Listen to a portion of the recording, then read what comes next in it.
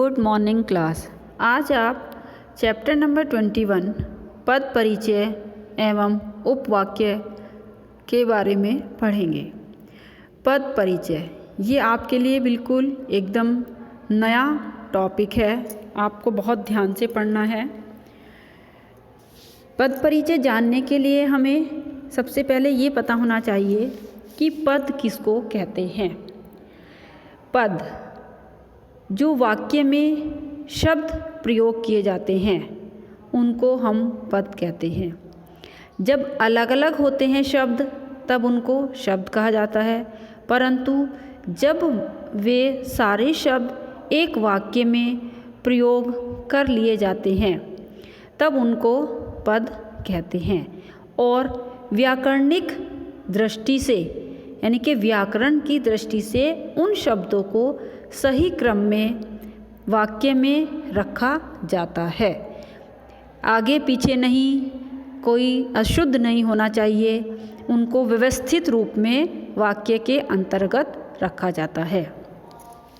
तो शब्दों के दो रूप होते हैं। एक तो वह जो शब्द कोश में दिया जाता है जिसे हम मूल रूप कहते हैं, मूल मतलब ओरिजिनल। और दूसरा वह रूप जो वाक्य में संबंधित तत्वों के साथ प्रकट होता है जिसे पद कहा जाता है। जैसे बच्चे खेल रहे हैं और वह बाजार जाएगा। अब इन उदाहरण में जो है बच्चा एक शब्द है जो वाक्य में बच्चे के रूप में प्रयुक्त होकर पद बन गया है। बच्चा शब्द से ही बच्चे बना है। सबसे पहले बच्चे नहीं आया था, पहले बच्चा शब्द था। और इसी प्रकार से जो हमने उदाहरण दिया कि वह बाजार जाएगा, उसमें जाए एक शब्द है जो वाक्य में प्रयोग होने पर जाएगा शब्द में परिवर्तित हो गया है। तो जब वह जाएगा बन गया है तो उसके रूप में प्रयुक्त होकर पद बन गया है। तो दोनों ही वाक्यों में विभिन्न पद हैं। वाक्यों में आए इन पदों का पूर्ण परिचय देना ही पद परिचय कहलाता है। मतलब जो ये वाक्य हैं इनको सही वो देना, इनका एक्सप्लेनेशन देना पद परिचय कहलाता है। तो पदों का परिचय देना अथवा उनका लिंग, वचन, कारक भेद तथा अन्य पदों से संबंध बताना पद परिचय कहलाता है। कि किस पद का, किसी भी पद का पूर्ण व्याकरणिक परिचय देना को पद परिचय कहा जाता है। और पद परिचय में सारे पदों का पूर्ण व्याकरणिक परिचय दिया जाता है। जैसे अगर हम उदाहरण लें, राम ने रावण को तीर से मारा, तो यहाँ पर कितने सारे शब्द हैं, कितने सारे इस वाक्य में पद हैं। राम ने रावण को तीर से और मारा। सबसे पहले हम परिचय लेते हैं राम ने। आपकी जो बुक के उदाहरण है वो अभी इसके बाद बताऊंगी। एक उदाहरण आपको अपनी साइड से दे रही हूँ पहले। राम ने। अब हमें ये देखना है कि जो राम शब्द है उसमें सबसे पहले हम देखेंगे कि संज्ञा कौन सी है। जब हम संज्ञा देखते हैं तो ये देखते हैं कि संज्ञा के कितने प्रकार होते हैं। जैसे व्यक्तिवाचक संज्ञा है, जातिवाचक संज्ञा है, भाववाचक संज्ञा है। और व्यक्तिवाचक में भी इसमें दो होते हैं कि द्रव्यवाचक और समूहवाचक।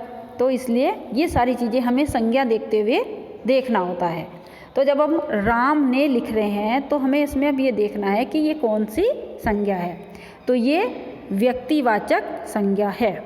फिर हम देखेंगे कि ये स्त्रीलिंग है या पुल्लिंग है, लिंग कौन सा है। तो राम क्या है, पुल्लिंग है। फिर हम देखेंगे वचन कौन सा है, एक वचन है या बहुवचन है। तो राम अकेला है, ये हुआ एक वचन। फिर हम देखेंगे कि कर्ता कारक कौन सा है। तो यहाँ पर आया ने परसर्ग, परसर्ग मतलब चिन्ह। तो ने कौन से कर्ता में आता है, सबसे पहले वाले कर्ता में, कर्ता कारक में। तो ये हुआ कर्ता कारक। और अब जो राम शब्द है वो कर्ता कारक है, परंतु कौन से परसर्ग सहित है, मतलब उसमें कौन सा चिन्ह है कारक का, वो है ने। फिर आता है हमारा शब्द मारा, और जो ये मारा है, जो राम है वो मारा क्रिया का करता है, क्योंकि राम ने ही रावण को मारा। तो ये भी बताना है कि वो किसका करता है। करता है तो उसने क्या किया, कौन सा कर्ता किया, उसने कौन सा कार्य किया, तो वो मारा कार्य किया उसने मारने का, तो मारा क्रिया का करता है।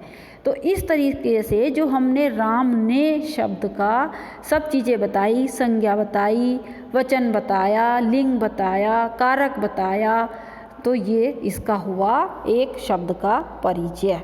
तो इस तरह से पद परिचय देना होता है। अब आपकी जो बुक है उसमें आपको अगर समझाएंगे तो शायद आपको ज़्यादा अच्छे से समझ में आएगा। पद परिचय में बताए जाने वाले तथ्य मतलब पॉइंट्स।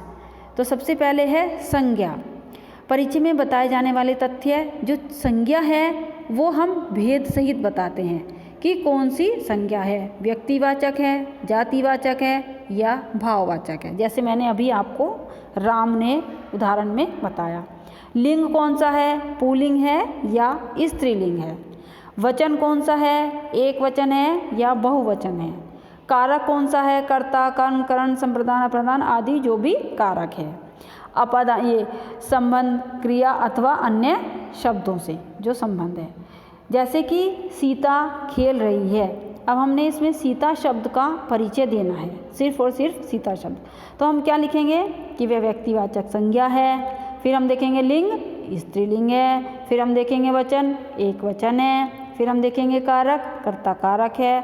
और खेल रही है, क्रिया का करता है, क्योंकि सीता ही खेल रही है, वह कार्य सीता ही कर रही है।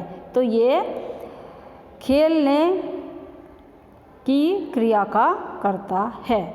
तो इस तरह से हमने सीता शब्द का परिचय दिया। अब आता है सर्वनाम। सर्वनाम के फिर हम भेद देखते हैं कि पुरुषवाचक है, निश्चयवाचक है, अनिश्चयवाचक है, संबंधवाचक है, प्रश्नवाचक है या निजवाचक है। वे सब कुल शादी में जाएंगे, कुल नहीं होगा यहाँ पे कल। तो वे अन्य या पुरुषवाचक सर्वनाम है, बहुवचन है क्योंकि वे बहुत सारे होंगे, कर्ता कारक है, वे ही जा रहे हैं सब शादी में जाएंगे, इस क्रिया का करता है। ये हुआ सर्वनाम का उदाहरण। फिर है विशेषण। विशेषण के भेद देखते हैं कि गुणवाचक है, परिमाणवाचक है, सार्वनामिक है, संख्यावाचक है। फिर उसका लिंग देखेंगे कि पुल्लिंग है, स्त्रीलिंग है। वचन देखेंगे, एक वचन, बहुवचन। कारक देखेंगे, कर्ता, कर्म, करण, संप्रदान, विशेष्य आदि जो भी है। मोटे व्यक्तियों को रोज व्यायाम करना चाहिए।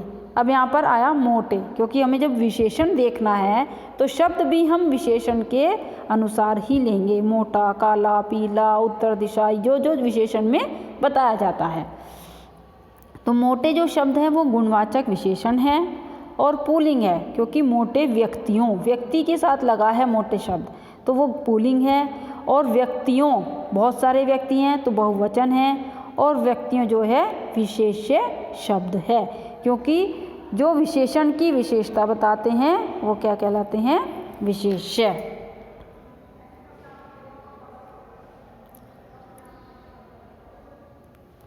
तो इस तरीके से आपको फिर आता है क्रिया के भेद देखेंगे।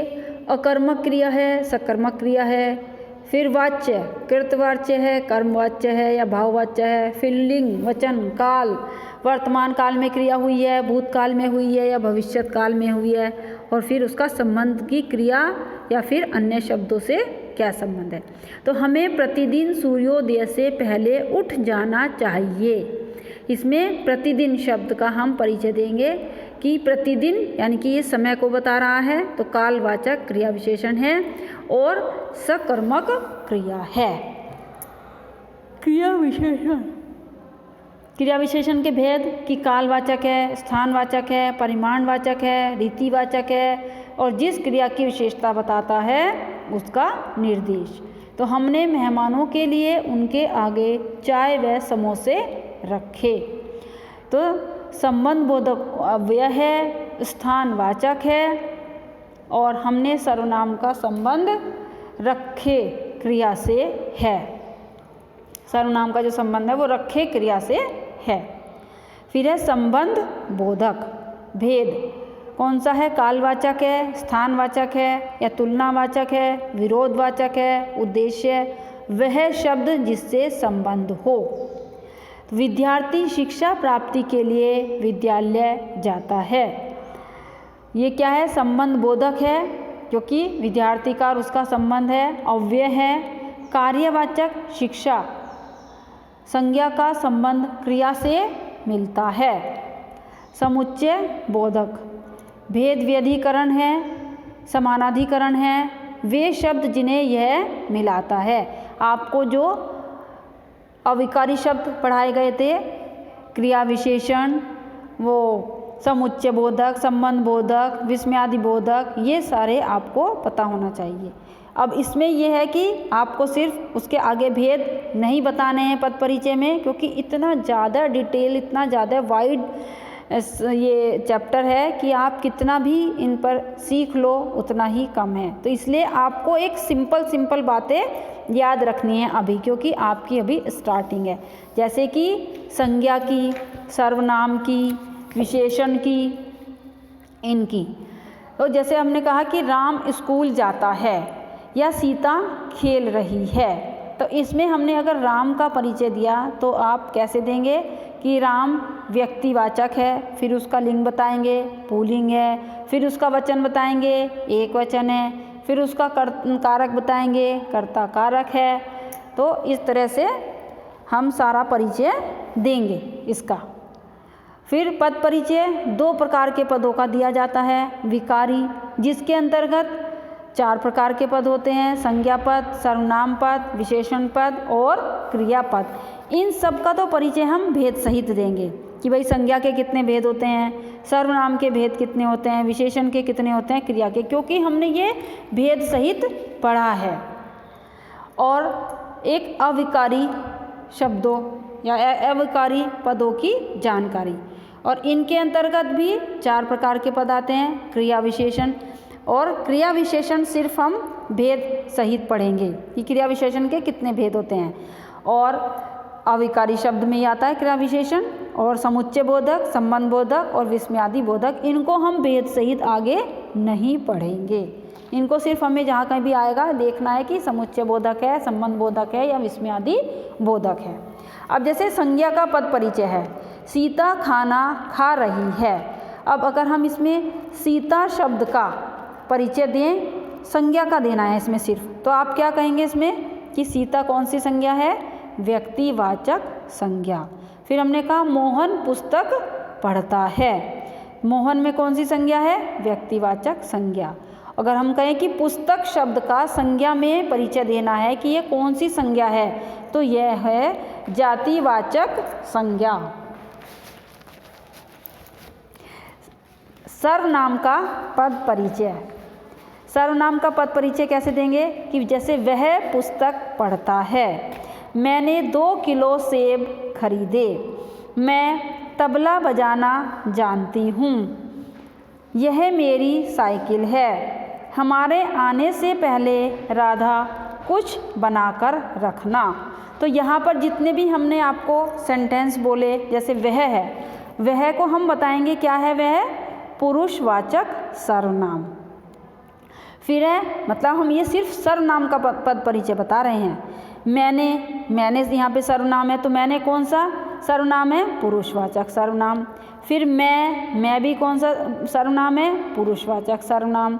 फिर यह मेरी साइकिल है, तो यह शब्द भी यह है यहाँ पर निश्चयवाचक सर्वनाम। फिर है कि हमारे आने से पहले राधा कुछ बनाकर रखना। कुछ कौन सा सर्वनाम है? अनिश्चयवाचक सर्वनाम। यह किताब किसकी है? किसकी कौन सा सर्वनाम है? प्रश्नवाचक सर्वनाम। राम खुद साइकिल ले जाएगा, खुद कौन सा सर्वनाम है? निजवाचक सर्वनाम। तो इस तरीके से आप इस वाली वीडियो में सिर्फ संज्ञा का और सर्वनाम का पद परिचय आपने देखा, आप सुनेंगे।